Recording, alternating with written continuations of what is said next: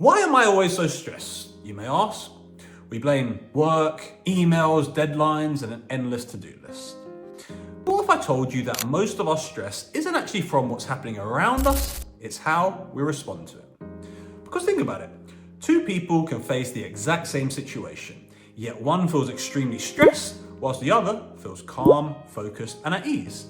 The difference, therefore, isn't actually what's happening, it's how they respond to it. And so the truth is that a lot of our stress is self-inflicted, and we make it worse without even realizing it. But it doesn't have to be like that. And once you understand the hidden ways that you are making your stress worse, you can learn to cut it off at the source. And so in today's video, I'm going to be breaking down 5 surprising reasons why you are more stressed than you need to be, and more importantly, how you can fix that. So let's get into it. Number 1 is that your brain exaggerates threats. So firstly, let's think about what stress actually is. And stress is just essentially a survival mechanism, because your brain is wired to keep you alive, not necessarily to keep you happy and peaceful. And this can be tracked way back in the day, say when we were roaming around in jungles and we were worried about the threat of getting eaten by a lion, and so we always felt on guard. Or it could even be when we were roaming around in tribes and we were worried about saying the wrong thing or doing anything out of place and then getting kicked out of our tribe and then being on our own and potentially eaten by lions again.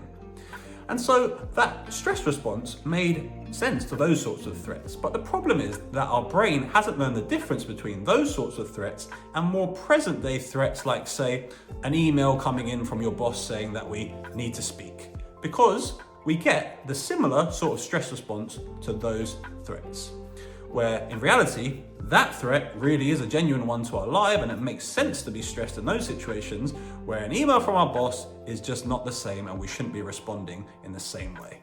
And so how do we fix our response in these situations? Well, I think there's a few things that you can do. So firstly, try to just catch yourself spiraling. So as you start feeling yourself becoming a little bit more stressed, just try to think to yourself, okay, what's actually going on here? Is this such a big deal? Do I really need to be responding in the way that I seem to be? Secondly, try to reframe your response to the situation. For instance, whenever I do some sort of public speaking, I get a whole wave of emotions and I do get this sort of energy and anxiousness. And I used to interpret this as real anxiety and nervousness and worry. And that response would then cause me to start getting super stressed and basically just not be able to perform in the way that I wanted to. But now I just try to reframe those exact same feelings as, this is just my body getting ready to speak, and this is just the normal response, and it's actually good that I'm getting this little boost of energy and it will help me be more focused. And that reframe then actually allows me to be calmer and then does allow me to perform more in the way that I want to.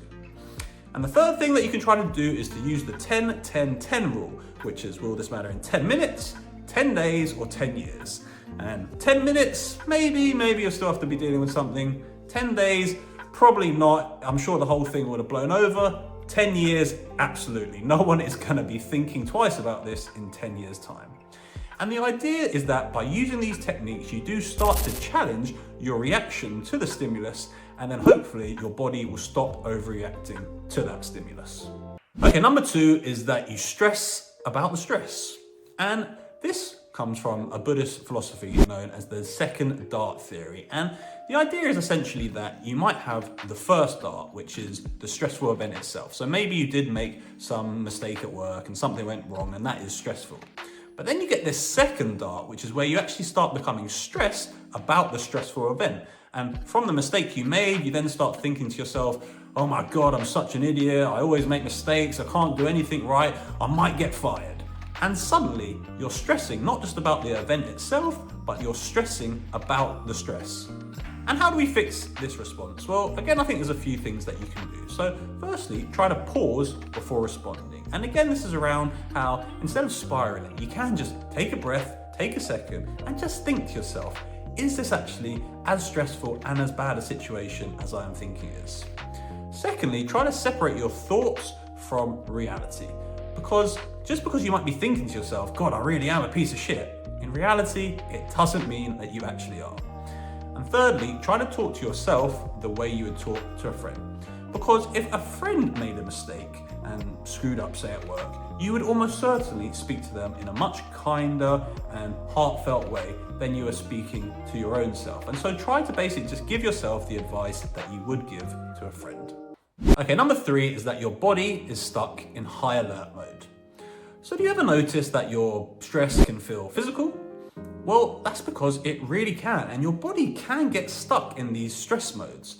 For instance, maybe it is that your muscles feel tighter, or you have shallower breathing, or an increased heart rate, or elevated cortisol levels.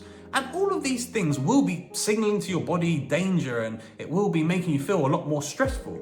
Where in reality, that might not actually be reflective of the situation, and it might just be that, again, that you are just sitting at your desk and getting some emails coming in, and so that stress response is not appropriate for the circumstance that you're actually in.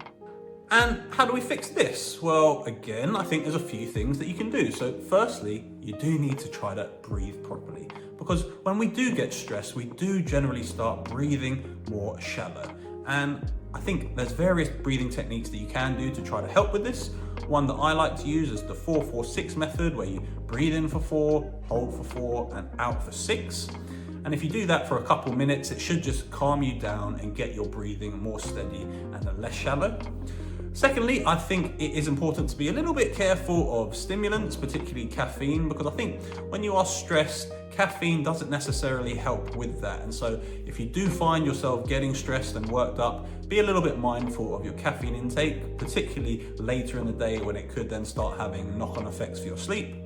And thirdly, try to move your body. And moving your body and exercise in general is one of my absolute best things that I think you can do when it comes to stress. For instance, if I've got a stressful day ahead, maybe I have to give a presentation or do something stressful at work, my go-to is going to be to have a run in the morning, because I just know if I have a run in the morning, it will make me feel better throughout the day, because it does just help to release good endorphins, and it helps to regulate cortisol and adrenaline. And so the idea with all of these things is that if you're signaling safety to your brain instead of danger, it should help to cut the stress off at the source. Number 4 is you are overcommitting and it's your fault.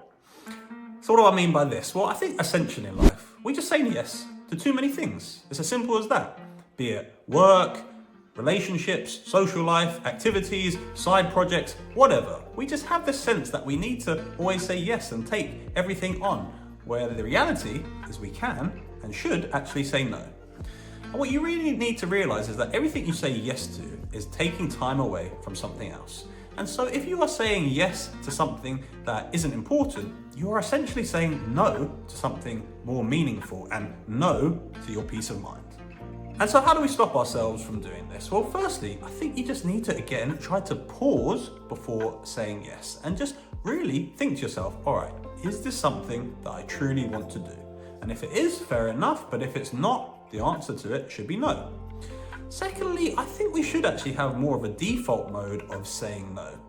And Derek Sivers has this theory of if things aren't a hell yes, then it should be a no. And I think that is a pretty good way of doing things, because if they don't really excite you and they don't really get you going, then it's probably not something that you want to be doing. And the answer again should be no.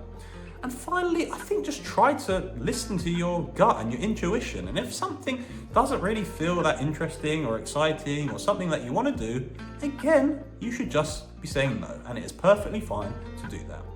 Because protecting your time really is one of the best stress management techniques you can do. And so I would encourage people to say no a lot more often than they do. And number 5, you are ignoring your body's off signals. And this is around how just our body will constantly be sending us signals that we are stressed. Yet too often, I think we ignore those signals. For instance, maybe your jaw is tight after a long day. That is most likely stress. Or maybe it's you're lying in bed trying to sleep, but your mind is just racing. You can't seem to turn your mind off. Again, probably stress. Or maybe you are just being short-tempered and responding to things in a way that you don't want to. Again, stress. The thing is though, that if we just ignore these signals, they are not just going to go away. They are just actually going to build up more and more and just become worse, and our feelings are just going to be exacerbated. And so what can we do here? Well, firstly, I do think that we should try and really be more mindful as to how we're actually feeling. And so I would suggest scanning your body and just seeing if you do actually feel stressed. And if you do, then take 30 seconds again to do a breathing technique and try and calm yourself down, or just do a little stretch and clear your head a bit. And I think that can really help. Secondly, schedule into your diary off time. Even if this is just 10 minutes, but 10 minutes or more of pure relaxation with no phone, no distractions can really help, and again, can really settle any of those feelings.